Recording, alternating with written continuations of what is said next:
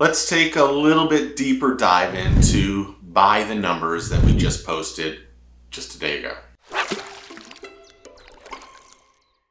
Welcome back to the channel. Welcome back to the vlog. If you're new, my name is Steve Chapman. If you like this kind of content, do me a favor. Click that like and subscribe and click that notification bell so you know when the next video drops. Now, a couple days ago, I put out a video, or we put out a video about the numbers with and without forward-facing sonar on the Bass Pro Tour in Major League Fishing. And I wanted to do a little update and just answer some questions from some of the comments. And really, I do appreciate it, but remember, first and foremost, that I didn't come up with the on and used, and off.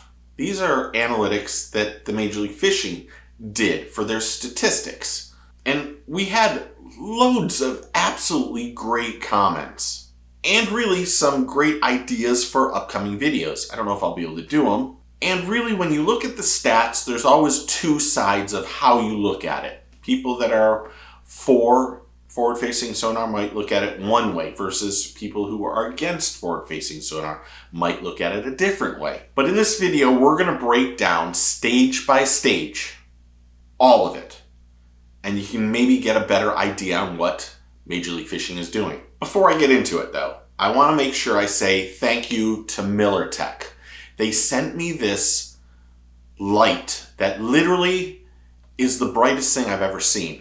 I'm going to do a video on it, but I want to just say thank you to them for sending it to me, because with this light, I could light up Orlando. Seriously, it's unbelievable. It's a headlamp, so I can go ride my bike at night. So thank you, Miller Tech. What we don't know as fans is how absolutely impressive the score tracker is for the Major League Fishing Bass Pro Tour. It not only gives us stats on if a fish has been caught with it on and not used, or with it off, it actually tells where the fish had been caught, a GPS location, and even more. This application is crucial in getting the right stats and understanding what's going on for Major League Fishing. And there were several fans that said, Steve, you should do a deeper dive into this and ask for each angler's catch or stats throughout the year.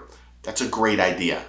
I did reach out to my boy at Major League Fishing, and he said they do have each angler's on and off, everything for the whole year. However, getting that in a format that was usable, that I could use, would be an excruciatingly long process. And he said he would do it. I should make mention of that. But when I heard that it would take him a significant amount of time, I felt like it might not be the best for what we're doing. So I asked him not to. It is on me. I did that because I don't want to make someone work excessively hard for something that they don't get really any benefit on, especially on our channel. So again, I just want to be very clear. They could have told me every angler when they caught them, with it on, with it off, with it on and not used. They could have done that, but I asked them not to. Next, we have to remember that where they are fishing is a key factor on how they are fishing, if they're going to use forward-facing sonar or if they're not. And I agree with a lot of the comments that mention that. And I also agree that the categories could be different. But really, could they? Kind of yes and no. Major League Fishing is trying to do it as simple as possible to understand when and how the fish was caught. You don't need to make something worse, or if it isn't broken, you don't have to fix it. Keep it simple, stupid. Michael Scott said that perfectly. Can on and used be together? Yes, but also no. Many people don't realize that in that last tournament in Saginaw, there were anglers, 4 or 5, on the final day that turned it on, but their transducer was out of the water. So even though it's on, it's definitely not being used. Also, there were a lot of people that said they can turn it on and find the fish and then catch them and then turn it off, and that has an influence. You're right, but also you're wrong, because fish move. And just because you're in this place and you've got spot lock on doesn't mean that the fish can't go from here to over there. If you're not able to see them because forward-facing sonar isn't on, doesn't mean you're going to catch them. There's lots of different ways to view the stats. But did they find them with it on? Yes. And then no. Because you could take the Edwin Evers on Saginaw Bay. He found that flat, where he never even turned on forward-facing sonar. Either did Jacob Wheeler all week.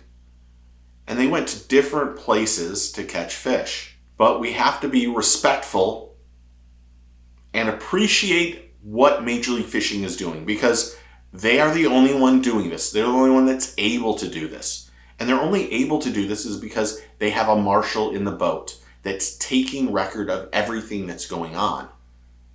You cannot say this about any other organization. And lastly, before I get into these stats, this video or that video was never made to throw shade at anyone. I am a stats person to the core.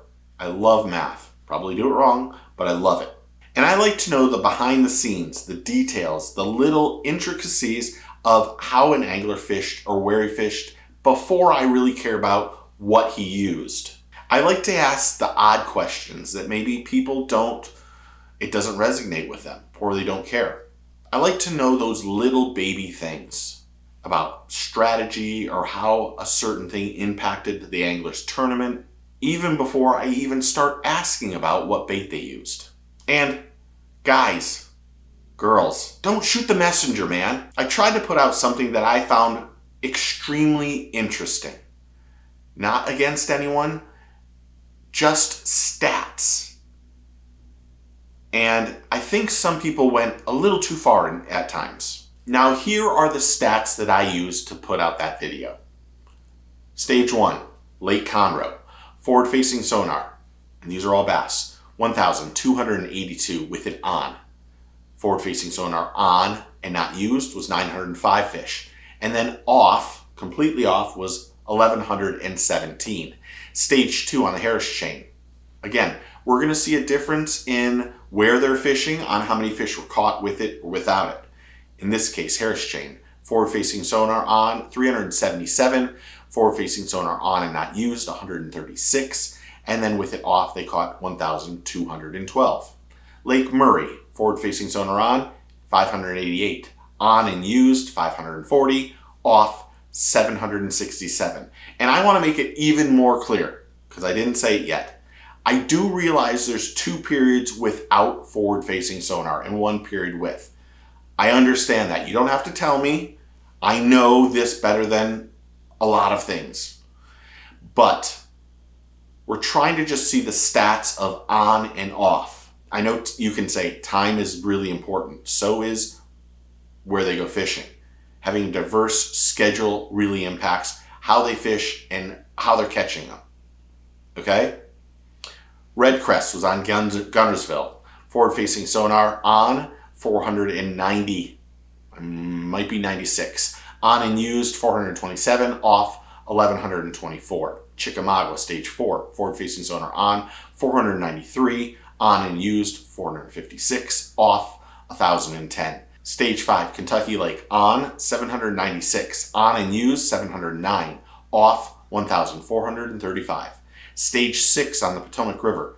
With forward-facing on, they had 682. On and used, 545. And then off, 2,235. Stage 7, Saginaw Bay, on, 723. On and used, 640. And off, 2,653.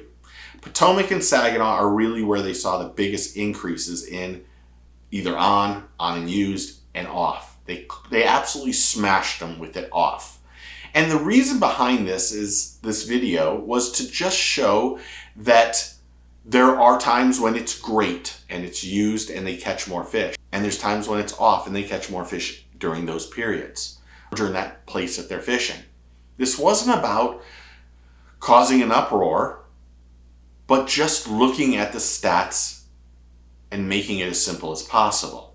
Because this was something I was interested in. This is something I found interesting because I enjoy the little back end things. I enjoy seeing the behind the scenes stuff. And I didn't realize how passionate you guys are about it too.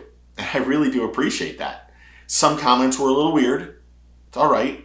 Some comments were eye-opening to me because I was looking at it completely different.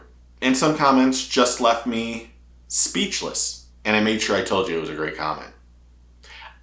I think this is something that we need to see more of. I think we need to see the transparency and Major League Fishing and the Bass Pro Tour allowing me to have their stats. This is their stuff. This isn't me exaggerating or making up anything. It isn't me watching. Someone, I think, assumed that I watched every bit of every tournament and marked it down. No. This is their stats from the marshals that are in their boat. They're the one that input this because the anglers and Major League Fishing and the Bass Pro Tour want to know what's going on, how they're caught. And I completely appreciate that transparency. And I love this. But what do you think? Did you love it? Did you hate it? Did you think that it should be even simpler, just on and off? Comment below and tell me what you think. But thank you to MillerTech again. They might not be a sponsor of this video, but maybe they are. I can't wait to light up Orlando with my one headlamp. You should see it. It's unreal. So thank you, MillerTech. Again, comment below and tell me what you think. Thanks to all new subscribers and members and everyone who's interactive on the channel. I really do appreciate it. It is humbling. It's a great experience, and you guys have made this enjoyable in a very weird time and dark time for me. So thank you. I really, really appreciate it. But if you're not a subscriber, do me a favor. Click that button and bell so you know when the next video drops. Remember, take it fishing, tight lines, cheers, and get your fish on.